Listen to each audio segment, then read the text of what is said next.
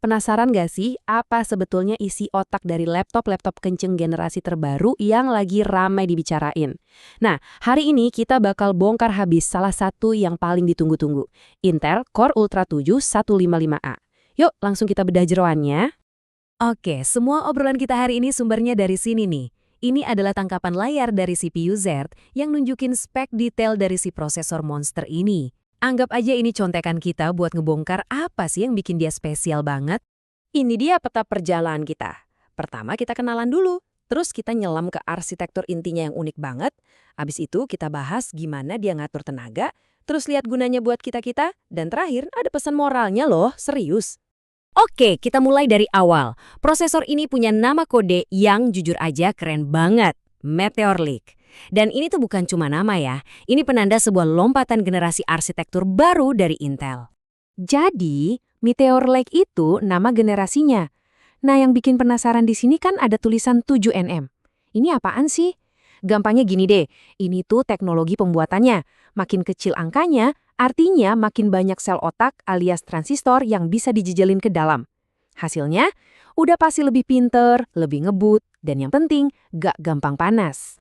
Nah, kita sekarang masuk ke bagian yang paling revolusioner, yang paling game-changing dari prosesor ini, arsitektur hybridnya. Jadi ini bukan lagi soal punya banyak core, tapi soal punya tim core yang pas buat tugas yang pas.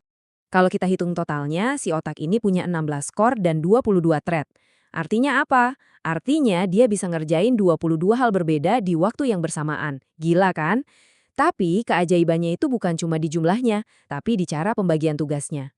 Nah, disinilah letak kejeniusannya. Dari 16 core itu ternyata dibagi jadi 3 kim. Ada 6 P-core atau performance core, ini tim buat angkat beban, buat kerjaan super berat. Terus ada 8 E-core atau efficiency core. Ini tim yang kerja di belakang layar biar semuanya hemat daya.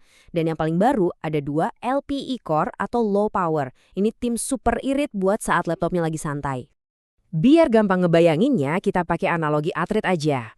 P-core itu kayak sprinter, larinya kenceng banget buat kerjaan berat macam rendering atau gaming. E-core itu pelari maraton, konsisten, nggak cepet-cepet tapi kuat buat nanganin tugas di belakang layar. Nah, LPE core itu ibarat orang lagi meditasi. Diem, tenang, dan hampir nggak pakai tenaga sama sekali, biar baterai super awet. Punya banyak core kenceng itu satu hal ya, tapi gimana caranya ngatur mereka semua biar baterai nggak boros? Nah, disinilah seninya. Keseimbangan antara daya dan performa jadi kunci segalanya.